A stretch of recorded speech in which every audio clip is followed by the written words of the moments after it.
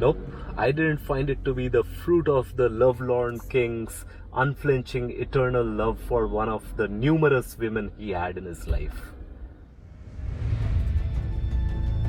Every country has a past that seems to be embraced within a contemporary character, projected on both within themselves and to the wider world. Oftentimes for India, it is the tale of a desperately romantic Mughal emperor and his Taj Mahal. We got some pretty interesting intel from the guide, and which has got us a little polarized right now. Which is why it draws tourists from far and wide by millions each year.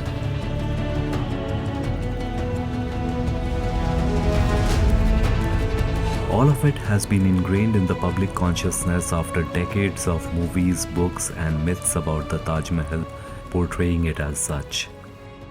And here is where it starts getting murky. But how many of us Indians find the Taj the same as it resides in our fantasy and imaginations? I just understood that it's a big illusion, and then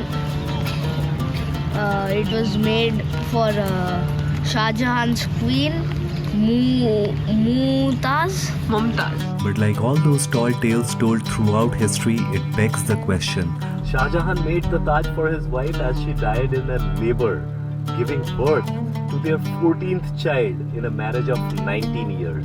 You call this act romantic or horny? How much truth there is in the popular perception of romance connected to this fascinating centerpiece that ties itself to the very identity of the subcontinent India. But if you are looking for a monument that truly represents the spirit of India, then perhaps it's time to look beyond the Taj.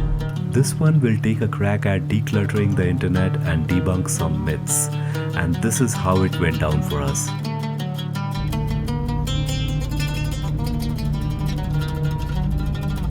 In this 6,000 kilometers road trip and probably 2,000 more to go to hit Bangalore, we have consciously avoided the tourist traps unless it comes with some heavy-hitting history, and embrace the ones that defines the very fabric of our being. But now a little navigational error on the National Highway 21 has derailed us from our journey down south and has accidentally put us on a collision course with the Taj Mahal. So safe to say that from a southbound reposition, this trip has just turned into what I would like to think to be a transpositional error of sorts. Pooja and Juljul are sleeping, and I ended up buying a truckload of petha. So when in Agra, need to buy petha. जा रहे थे ग्वालियर और आगे Agra जुलूलम, and I thought that we were going to Gwalior when I slept off, and now we are in Agra. So yeah, that's how the morning started. So now we are on the way to the Taj. We have parked our vehicle in some police quarters. We didn't find any parking in front of the Taj. This is turning out to be a true adventure. 5 a.m. in the morning. I think this is how it was destined for us to see the Taj. A wrong turn has brought us to Taj Mahal. What can be more miraculous than that? So you are going to witness the seventh wonder of the world and the only wonder of those which is in India. How are you feeling about it? I am feeling great. I'm looking for a washroom desperately, which nobody looks when they come to visit Taj Mahal. I hope so. I'm just waiting for when they let us enter to see all the pictures that I've seen in my books, videos, and everything. We have made it to the western gate of the Taj. It's a little sketchy. Early in the morning, it's very foggy. Not sure how it will look. The morning haze slowly cleared, although it never quite went away. Of the 3 gates of the Taj, we entered through the western one, which is also called the Fatehpuri Darwaza. The approach road to the west gate is flanked by 2 buildings, the Fatehpuri Masjid and an anonymous tomb, which is believed to be built in the honor of Sati-un-Nisa Khanum, the chief lady-in-waiting of Mumtaz Mahal. All of these structures precedes the Great Gate, which is also known as the Darwaza-e-Rawza, to make way to the Jilao Khana. which is basically an array of guest houses and service quarters adjoining the garden wall. These series of windowless rooms are called khawas puras, the quarters of the tomb attendants and for visiting pilgrims. Although this liminal space that stands modestly in terms of size and intricacy of designs in comparison to the Great Gate, this structure, along with its eastern counterpart named Fatehabadi Darwaza, forms one of the much appreciated elements of the bilateral symmetrical design observed throughout the Mammoth complex. The western side Fatehpuri gate, located at the center of this forecourt area, serves as a kind of airlock before entering the most sacred part of the Taj Mahal.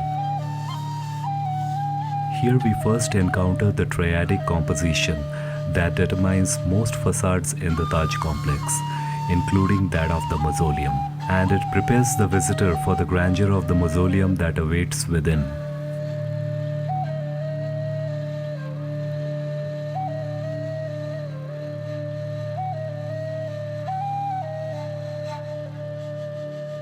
We just got done with our touristy little tour of the Taj.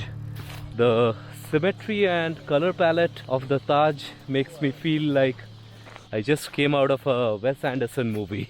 Incidentally, I am also dealing with a domestic dispute with the wife which started on the topic of Taj Mahal. We got some pretty interesting intel from the guide, and which has got us a little polarized right now. Not really sure about the sanctity of the guide's claims. For now, it's all hearsay and speculations, but I'll walk you through some. My first impressions as I wandered the grounds of the Taj, my jaw did drop to the same ground on which I walked on, and I constantly asked myself, how can something be this grand, ravishing, and this mathematically perfect be built such a long time ago? It's a magnificent building which makes you go weak on your knees, and there were many times I had to actually kind of snap myself out of it. So that's the beauty and the mesmerizing nature of the Taj. So if I were to describe the Taj Mahal, I would say it's luminous and it's simply stunning. It's so white that if you look into it in broad daylight, I am sure your retina would literally get dazzled. I would definitely need a pair of sunglasses to look at that thing at the midday sun. Maybe it was made that way to embody the personality of Mumtaz Mahal, and it is this superb individualism which kind of distinguishes it from any other monuments. Maybe Shah Jahan wanted to add some feminine character to it. Dare I say, it was voluptuous. The thing I like the most is that the stones, the light would pass through it and it was glowing. Like in chandelier lights and all that, they put a light bulb inside and they cover it with colorful stones from the outside. That's why it glows. Same concept is applied here. Do you use any stencils for all these flowers? No stencils. Here it is bigger. As you go in towards the doors, it is smaller. Inside it is even smaller. So there is no stencil. It was really strange to finally see a building which we have all seen in our history books throughout our childhood, and it almost ticks every boxes that you would have hoped for. In a curious way, it was exactly as I thought it to be, and that actually makes it sound like a big letdown. That is, maybe the cynic in me would say that you throw a boatload of money to the best architects that were there in that time period and they will build that one for you. And that is exactly how the contention with the wife started. The guide tried to sell us some cock and bull story of the Taj Mahal. I tried to cross question, and that possibly crossed the wife. And that is when I had to abort the tour. But I'm definitely gonna hop on to some bylanes of Agra and try to find some answers. But before that, we have to find a hotel and catch some sleep. And yes, we are extending the trip by 2 days to connect some dots. Well, I take that back. January being a touristy season, we were unable to find any hotels in Agra. Pretty much everything is overbooked or overpriced at this time. So looks like Agra wants us back at a better time, and so we did not overstay our welcome. So I'm going on record with this. Are you okay? Alright, Pooja and I had a great big fight in the most romantic backdrop of the Taj Mahal. And this husband-wife fight will go down in the history as the battle over the history of Taj Mahal. All of this stems from the fact that our guide has made some pretty interesting yet highly controversial revelations about the Taj Mahal. It spurred a casual banter and things escalated pretty quickly. It has come to the point where the wife is not talking to me, and the guide also got fired by the lady of the car. And now I am not sure about the authenticity of these claims made by our guide, as I was telling before, but I have made some notes and I will give you a lowdown as we drive to Bangalore. So let's hit it. Hey darling, can I tell you what's been on my mind? Sick and tired of the 9 to 5 in the city life. Hey darling, we could get out of town, see the beautiful world around, wanna see it now. We just skipped Gwalior and right now took a little detour from the National Highway 48. Interestingly, we rolled through 3 states of Rajasthan, Madhya Pradesh and Uttar Pradesh, all in a span of 2 to 3 hours.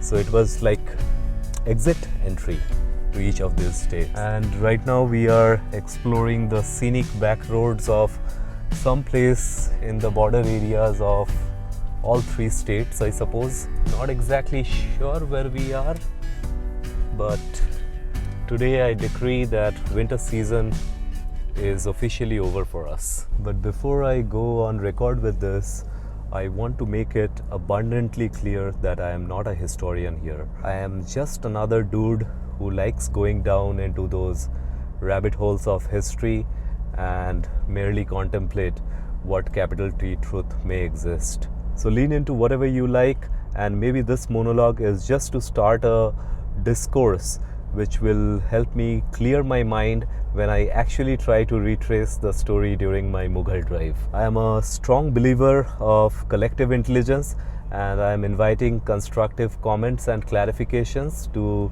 all these theories that will help me plan the Mughal docu-series. So please feel free to chime in, and keeping all the religious controversies out of scope of this discussion. For what it's worth, as I said before, at this point it is all hearsay and speculations. So here it goes. Let me pull up my notes. So okay, this one is pretty interesting. The land litigation on which Taj Mahal is built. So we have been told that Princess Diya Kumari of Jaipur has made a tall claim that the land on which the Taj Mahal is standing on today once belonged to the King Jai Singh I of Amber. So this transition from Jaipur to Agra, though by chance, is turning out to be quite poetic by all means. Now this one is pretty political, so I would tread very cautiously over here. As per our guide, originally the land where the Taj Mahal presently stands belonged to the Kachawas of Amber in Rajasthan.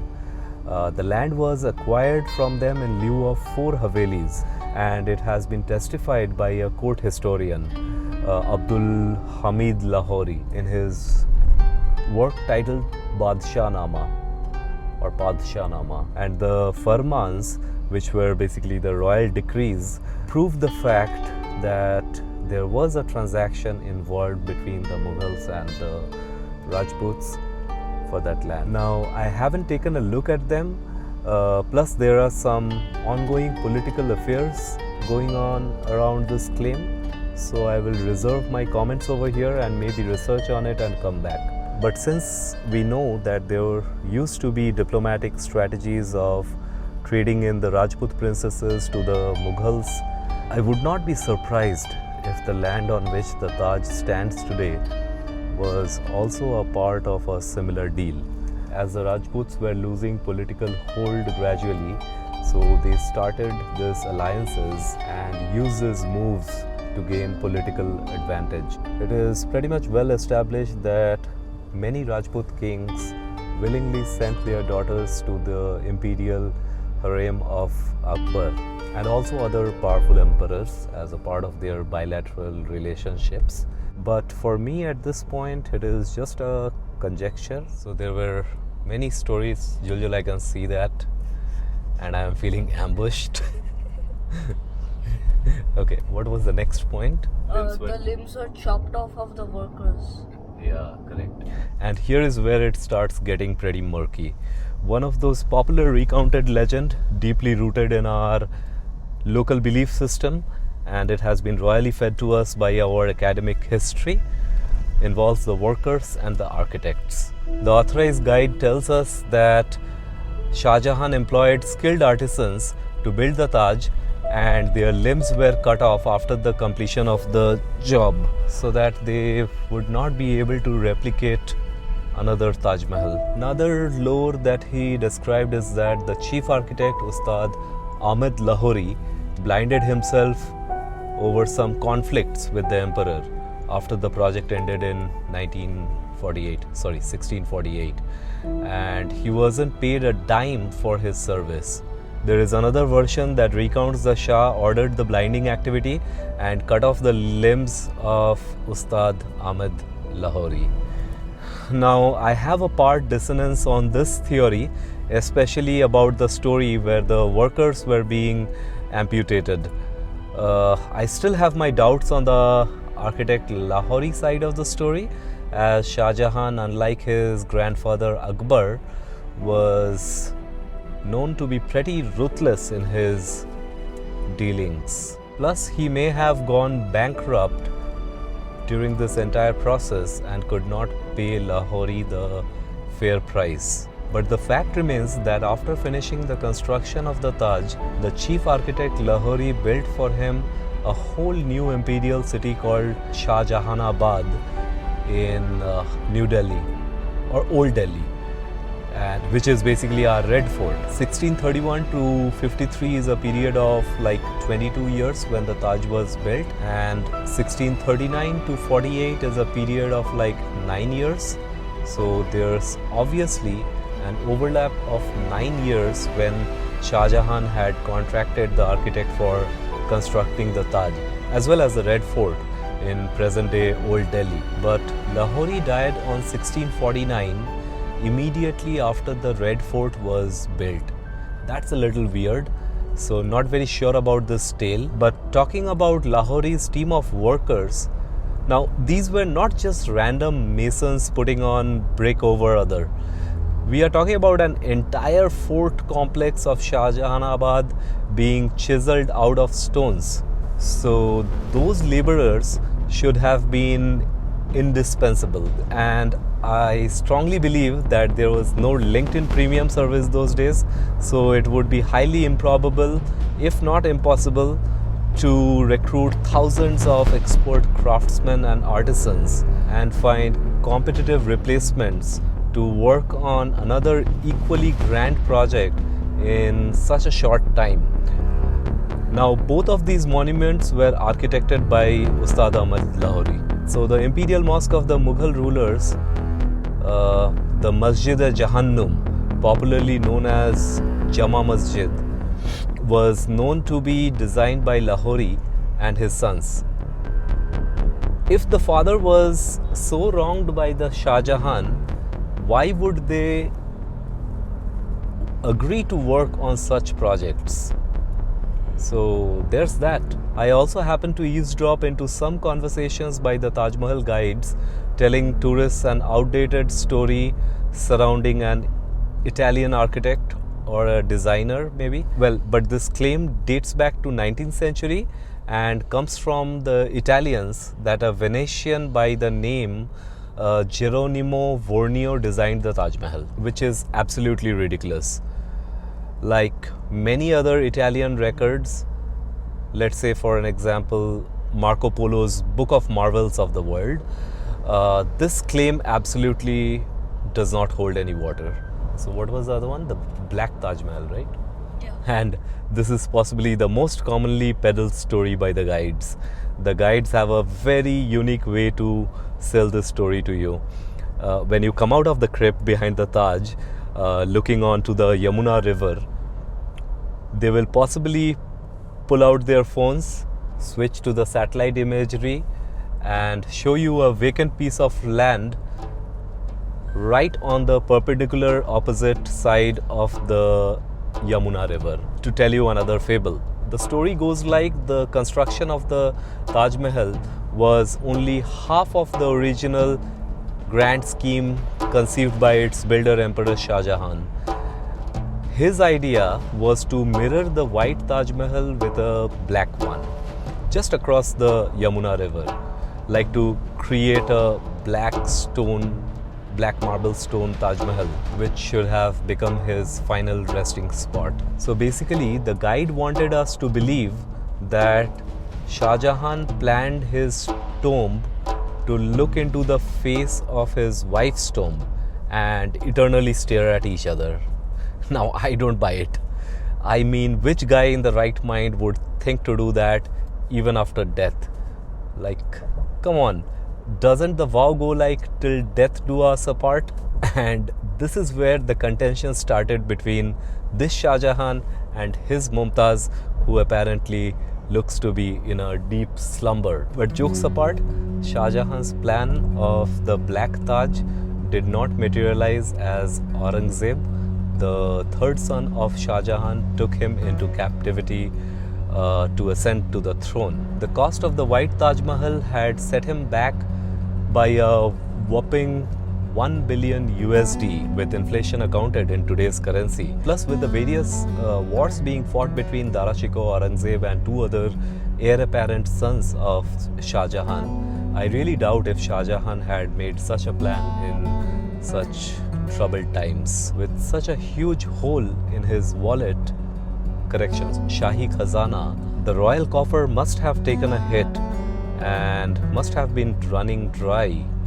Plus, the Mughal chroniclers and historians are known to have documented every noble move of their contemporary rulers. But the story of the Black Taj Mahal hasn't made it to any such Mughal documents. Then why would they leave out such an interesting PR story from their accounts? The location claimed to be the proposed site of the Black Taj Mahal is known as Mehtab Bagh, developed by Shah Jahan's great-grandpa, the first Mughal emperor of India, Babur. Mughal chroniclers have noted that Shah Jahan had started building a pool in this garden, like a riverfront terrace, as an ideal location of viewing the Taj. At the risk of making another wild guess, I would say that he may have redesigned the garden as an offshore yet integral part of the Taj Mahal complex itself, because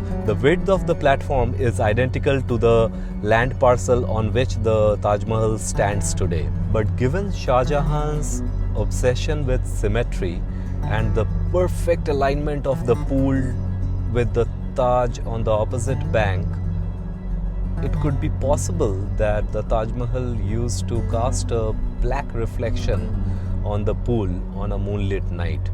Credit where it's due, the Archeological Survey of India reinstated this pool to demonstrate that Taj Mahal did cast a black reflection on the pool. And it also adds up to the moonlit pleasure garden of Mehtab Bagh, like Mehtab meaning moonlight and Bagh meaning garden, so moonlit garden. Another story suggests that Shah Jahan made the Taj Mahal for himself. Usually the tradition of Mughal kings was to develop sites for recreation and pleasure during their lifetime and later choose one of these as their last resting place. Take for example Babur's tomb in Afghanistan. the Babar Gardens, or Humayun's tomb in Delhi, or even Akbar's tomb here in Agra. The heirs mostly fulfilled their wishes, but in the case of Shah Jahan, he might have anticipated that Aurangzeb or other sons may not be building something grand after he dies. So maybe he made an exceptional move and planned to create his own tomb in advance. I am leaning on to believe this because we all know for a fact that Shah Jahan had a thing about real estate development, and in my opinion he just accelerated the plan of the Taj Mahal after his wife's death. So it could be possible that he was actually planning it for himself. But what baffled me is the position of the shrine of Mumtaz. It was bang in the cross-sectional center of the mausoleum, whereas Shah Jahan's grave was offset by at least 4 to 5 feet from the center. In spite of being so meticulously observant about the symmetry of Taj, why didn't he think in advance and reserve a spot, like a symmetrical position inside the Taj?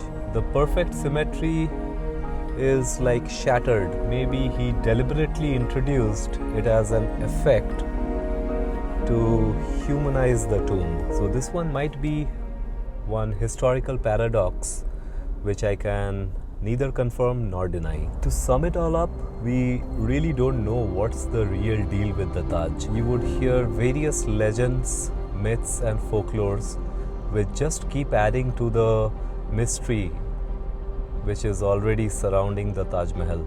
The guides keep adding some spicy little spins to these stories and blow them out of proportions, just like our corporate world pass downs through our chain of commands. Like I was overhearing a guide mentioning that during the colonial times, the Brits took away a lot of precious gemstones, but I didn't see anything really like any noticeable craters on the Taj, and it appeared to be pretty much untouched inside out, isn't it?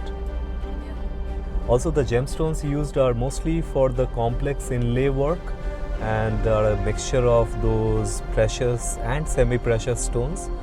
Not everything is just rubies and sapphires. What did he say about the technique?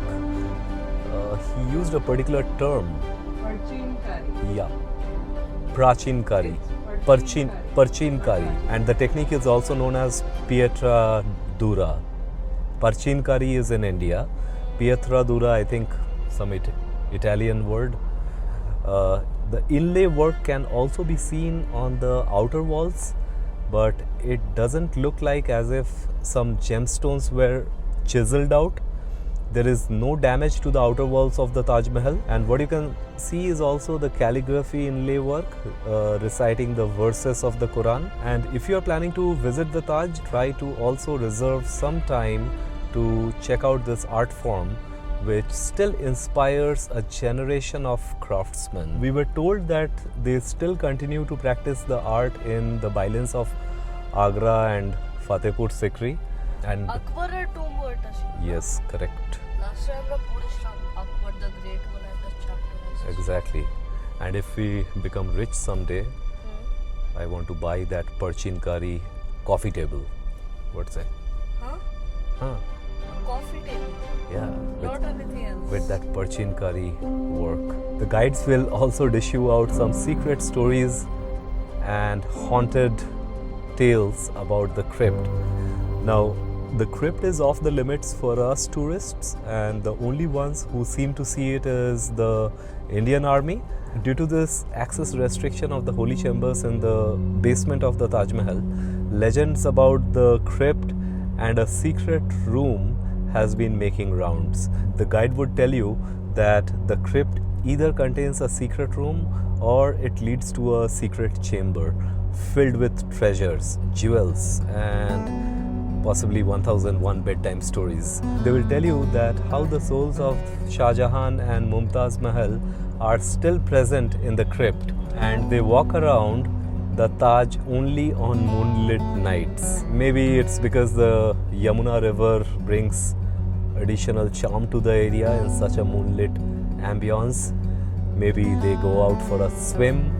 Perhaps that's what eternal love means. But the truth eludes us. But I really need to hand it to ASI. They are going great lengths to preserve this monument. The entire Taj gets smeared with Multani mitti and washed periodically to negate the effects of pollution. The monument is also not lit at night because that would attract insects to hop on to the Taj and have a poop party over there.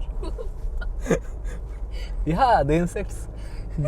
See, they have done poop party on the windscreen also last night. Once in a month, the Taj Mahal can be visited at night, which these guides say private Taj experience. It is open to all, but the tickets are limited, and what I hear from Shorinda and Rita Di, they are notoriously hard to score. But not to expect too close to the Taj.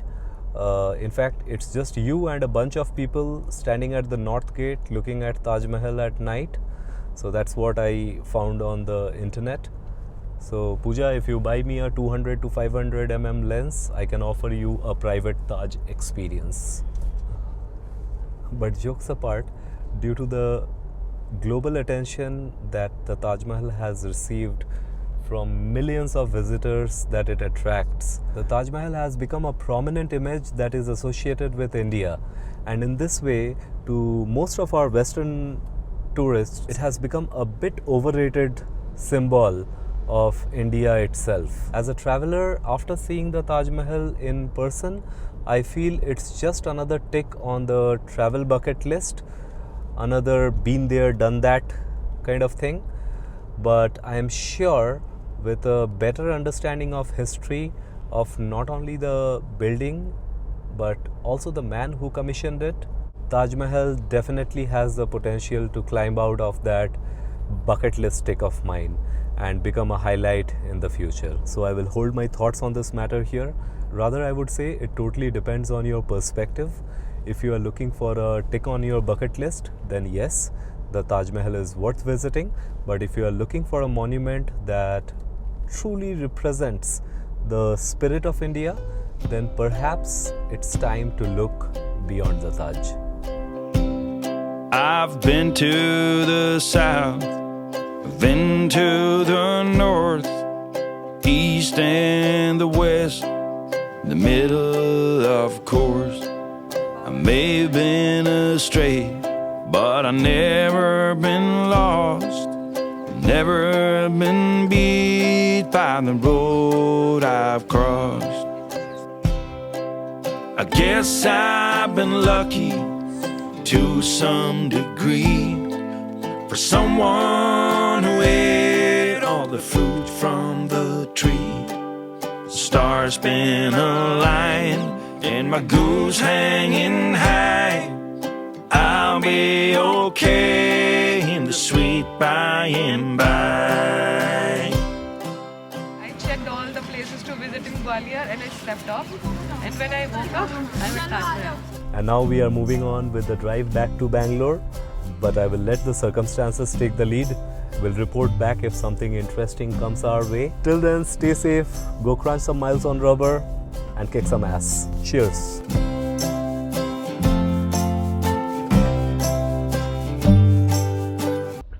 Sensitive? I have just made one dude in 12 years. What does that make me? Well, that can be open to multiple interpretations. Strike it off.